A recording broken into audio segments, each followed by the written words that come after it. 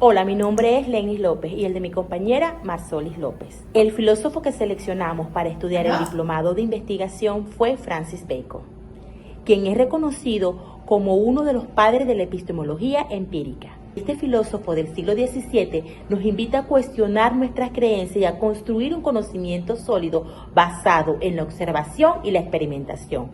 Aquí exploraremos juntos las revolucionarias ideas de Francis Bacon, su contexto histórico, su objeto de estudio, es decir, ¿qué es el conocimiento para Bacon? ¿Cómo se produce este conocimiento? Su fuente, sus límites, cuál es el método para producirlo, el papel del sujeto en el proceso del conocimiento, la relación entre el conocimiento y la realidad, y finalizaremos con las implicaciones y un pequeño resumen como conclusión. Bacon vivió en la Inglaterra del siglo XVI y XVII, una época de profundas transformaciones sociales, políticas e intelectuales, donde el Renacimiento, con su revalorización del humanismo y la reforma protestante que cuestionaba la autoridad religiosa, generaron un clima propicio para que Bacon desafiara las ideas deductivas de Aristóteles, ideas que dominaban el pensamiento europeo. Bacon propuso un nuevo enfoque para la adquisición del conocimiento centrado en una epistemología del conocimiento de la naturaleza para mejorar la vida. Francis no se centraba en cualquier tipo de conocimiento, sino específicamente en aquel que nos permite entender el mundo natural que nos rodea. Para Francis, el conocimiento es un proceso activo de descubrimiento. No trata solo de acumular datos, sino de interactuar con la naturaleza, experimentar y buscar activamente las causas y principios que rigen estos fenómenos. Para Francis, el conocimiento tenía que ser útil y práctico, pues el objetivo final era mejorar la vida humana, proporcionando herramientas para resolver sus problemas. Para el filósofo, la principal fuente de conocimiento era la experiencia sensorial. La observación y la experimentación eran fundamentales para obtener información fiable sobre el mundo. Sin embargo, Bacon reconocía que la mente humana estaba sujeta a prejuicios o a ídolos que distorsionaban nuestra percepción y limitaban la capacidad de conocer la realidad objetivamente. Bacon clasificó estos ídolos en 4 categorías: ídolos de la tribu, ídolos de la caverna, ídolos del foro e ídolos del teatro. Cada categoría representaba un tipo de error o prejuicio que debemos superar para alcanzar un conocimiento verdadero. Cada uno de estos ídolos nos inspira a reflexionar sobre los diferentes aspectos de nuestra forma de pensar y de cómo estos pueden influir en nuestra percepción de vida. Los ídolos de la tribu, por ejemplo, son los prejuicios que compartimos como seres humanos. Nos hacen creer en generalizaciones, en simplificaciones y nos hacen buscar patrones que confirmen lo que ya creemos. Inspiran a ser críticos con nuestras intuiciones y a buscar evidencias para respaldar nuestras creencias. Nos animan a ser más abiertos a diferentes perspectivas. Los ídolos de caverna, por su parte, son los prejuicios individuales, moldeados por las experiencias personales, la educación y el entorno. Vean como una especie de caverna mental. Aquí, Bacon nos invita a cuestionar todas estas creencias arraigada, nos anima a ser conscientes de cómo nuestras experiencias pasadas influyen en nuestro presente. En cambio, los ídolos del foro son los prejuicios que surgen del lenguaje y la comunicación. Las palabras pueden ser engañosas y llevarnos a conclusiones erróneas. Aquí nos enseña a escuchar atentamente y a interpretar cada palabra. Los ídolos del teatro son los prejuicios que provienen de la filosofía y de los sistemas de creencias establecidos. A menudo estos sistemas nos proporcionan una visión del mundo cómoda y familiar, pero pueden limitar nuestra capacidad de explorar nuevas ideas. Nos invita a cuestionar las ideas recibidas y a buscar nuevas formas de entender el mundo. Nos anima a ser más abiertos a diferentes perspectivas y a pensar de forma crítica. La inducción como el método clave para adquirir conocimiento. El método de inducción, tal como lo propuso Francis Bacon, es un proceso para adquirir conocimiento que se basa en la observación, particular para llegar a conclusiones generales, a diferencia de la inducción que parte de principios generales.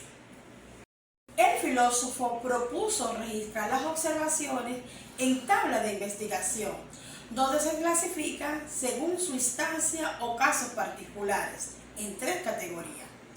La tabla de presencia se registra en los casos donde el fenómeno está presente.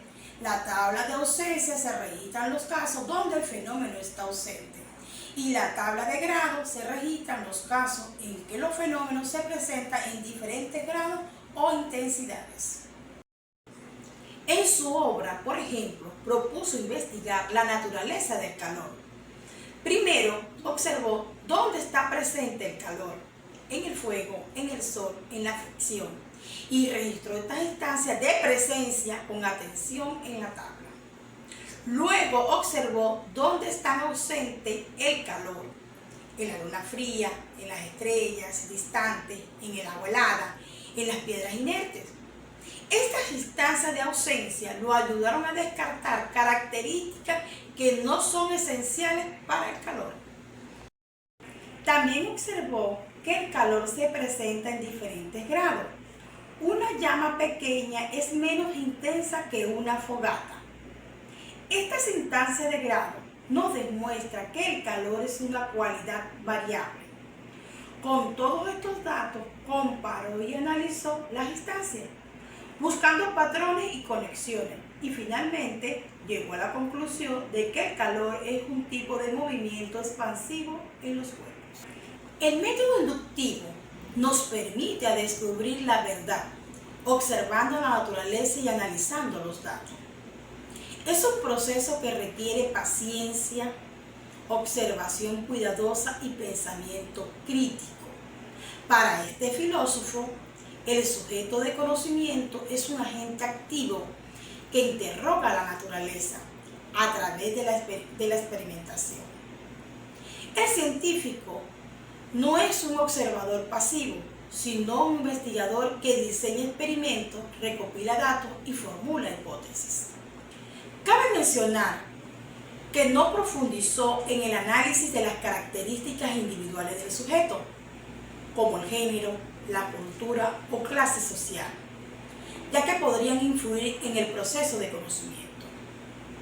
El filósofo creía que existe una realidad objetiva, independiente del sujeto y que podía ser concebida a través de la observación y experimentación. Es decir, el mundo existe, aunque nosotros no lo observemos, y la ciencia nos ayuda a descubrir cómo funciona. El empirismo tuvo un impacto profundo en el desarrollo de las ciencias modernas. Su énfasis en la observación, la experimentación y la inducción influyó en la revolución científica del siglo XVII y sentó las bases para el método científico que se utiliza en la actualidad. Estas ideas se aplican en diversos campos, como la medicina, la tecnología, la investigación científica y la educación.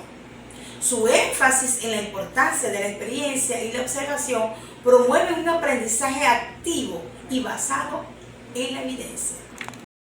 El empirismo de este filósofo del siglo XVII usó como fuente de conocimiento la experiencia sensorial, aceptando la existencia de prejuicios, siendo su observador un sujeto activo que diseña experimentos, recopila datos y formula hipótesis. Usando el método inductivo, es decir, estudiar casos particulares para llegar a conclusiones generales.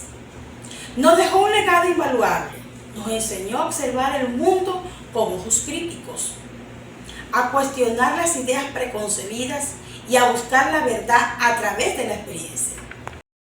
Su énfasis en la observación, la experimentación y la inducción sentó las bases modernas y transformó nuestra forma de comprender la realidad.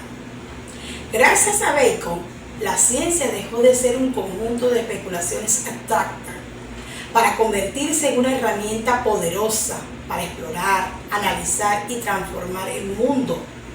Sus ideas siguen vigentes en la realidad, inspirando a científicos, investigadores y pensadores de diversas disciplinas a buscar el conocimiento a través de la experiencia y a utilizarlo para el beneficio de la humanidad.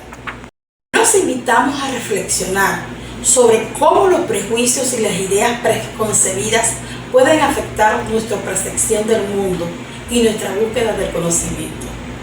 Muchas gracias.